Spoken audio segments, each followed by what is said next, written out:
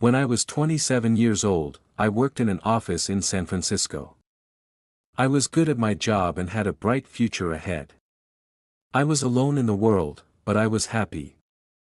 Every Saturday afternoon, I didn't work. I spent my time sailing my little boat on San Francisco Bay. It gave me peace. One Saturday, the wind was very strong. I sailed too far out, and the wind pushed my boat into the Pacific Ocean. I couldn't return. I was scared and had lost all hope. That night, a small British ship saw me and rescued me. The ship was going to London, and I went with them. The journey was long and full of storms. I worked as a sailor to pay for my trip. When we finally arrived in London, my clothes were old and dirty. And I had only $1 in my pocket.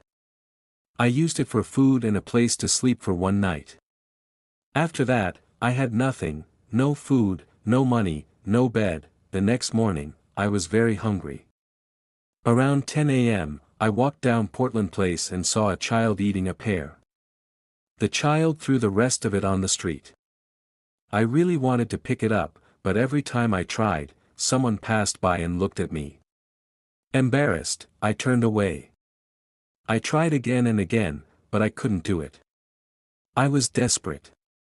Just as I decided to pick it up no matter what, a window opened behind me. "Come in here, please," said a man from inside. A well-dressed servant opened the door and led me into a beautiful room. Two old gentlemen were sitting there, discussing something serious. Their breakfast was on the table, and I couldn't help but stare at it. I was so hungry. Now, let me tell you something strange. Those two men had made a very unusual bet, but I didn't know about it yet. They were brothers. For several days, they argued about one strange question: if an honest and intelligent stranger arrived in London with no friends, no money, except for one banknote worth £1 million, what would happen? One brother said, he would starve. No one would believe the note is real. If he tried to use it, he would be arrested for stealing. The other brother disagreed. No. He would survive just fine, even with only that note. They finally made a bet, £20,000. One brother went to the Bank of England and got a real £1 million note. Then, they prepared a letter and sat by their window, looking for the perfect man for the bet. They needed someone honest, smart, poor, and new to London. When they saw me, they decided I was the one. They asked me a few questions and then handed me an envelope. "Open it in your hotel room," they said. "Read it carefully." I left the house confused and a little hurt. I thought they were playing a joke on me. Outside, I looked for the pair, but it was gone. I was angry and tired. Far from their home, I finally opened the envelope. There was a letter inside, but I didn't read it. I saw the banknote and nearly fainted. It was a real £1 million note. I ran to the nearest restaurant and ordered food like a king. When it was time to pay, I handed the owner the banknote. He stared at it in shock. "I'm so sorry, sir," he said, "but I can't change this note. I don't have that much money." He paused and looked at me again. "You must be a very rich man, pretending to be poor for fun. Please eat here whenever you want. Pay me later." I was shocked. I had eaten without paying, and no one had arrested me. The next day, I went back to the gentleman's house to return the note. But the servant said they were gone for a month. I was nervous. What if it was all a mistake? Then I remembered the letter. I opened it and read, "You are an honest and intelligent stranger. This banknote is yours to keep for 30 days. Don't lose it. At the end of the month, come back to this house. If you succeed, you can ask for any job you want, with any salary." There was no name. No address. No date. I was confused. I sat in the park, thinking. I couldn't go to the bank. They would ask questions, and if I told the truth, they'd think I was crazy. If I lied, they'd think I was a thief. No one would accept such a huge note from a stranger. so I made a decision: I would keep the note for 30 days and do my best. If I helped the man win the bet, maybe I'd get a great job. I walked around London. Every time I passed a tailor, I wanted new clothes. But I had no small money. Finally, I entered a small tailor shop and asked for their cheapest suit. They gave me a terrible one. When it was time to pay, I handed over the £1,000,000 note. The shop owner stared at it and yelled at his worker. "You idiot! You sold a poor-looking suit to a millionaire." Suddenly, they were treating me like royalty. They gave me better clothes and promised to make more. They didn't even ask me to pay. They just asked for my address and promised to send the clothes. From that moment on, my life changed.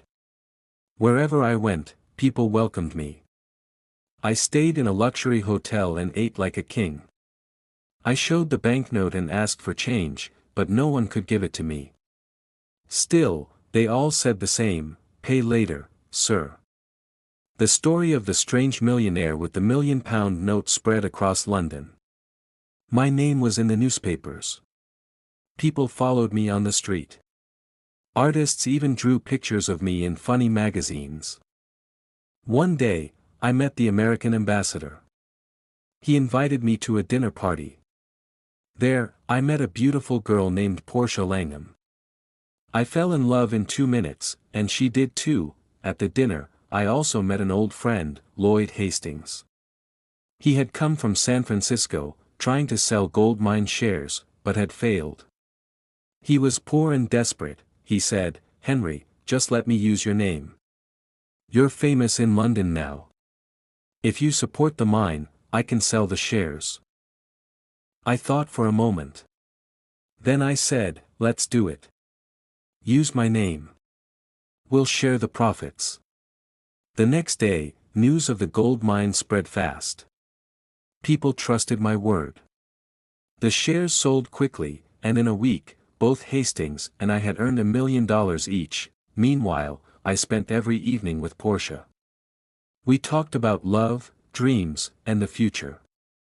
I didn't tell her about the shares. It was a surprise. Finally, the 30 days ended. I dressed in my best suit and went to get 𝘓𝘓. "With you beside me, I'll ask for any job and salary I want," I told her. She smiled and said, "Just don't ask for too much, Henry." We went to the house. The same servant opened the door. The 2 old men were sitting and having tea. They were surprised to see 𝘓𝘓. I gave back the banknote. "Here it is," I said. One man shouted, "I won. I won the bet." "I lost £20,000, said the other, shaking his head. "Wait," I said. "There's more. Look at this." I showed them a bank certificate for £200,000. "You earned this?" They asked in disbelief. "Yes, I did.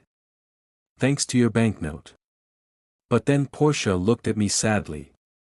"Henry, you didn't tell me the truth. Is this really your money?" I said, "Please forgive me, my sweet 𝘓𝘓. It was only a fun secret." Then, something surprising happened.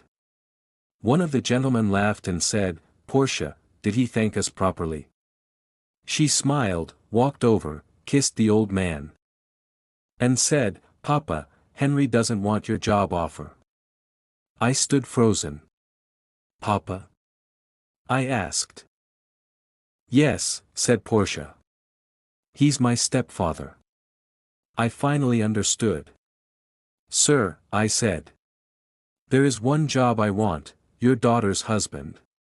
The old man laughed. "You've never done that job before. Can you do it?" I smiled. "Try me for 30 or 40 years. He laughed again. "All right. Take her." 𝘓𝘓 and I were the happiest people on earth. Her father cashed the £1,000,000 note and gave us the cancelled note as a wedding gift. We framed it and hung it in our home, and I always say, yes, it's a £1,000,000 banknote. But it only ever bought one thing, the most precious thing in the world: 𝘓𝘓.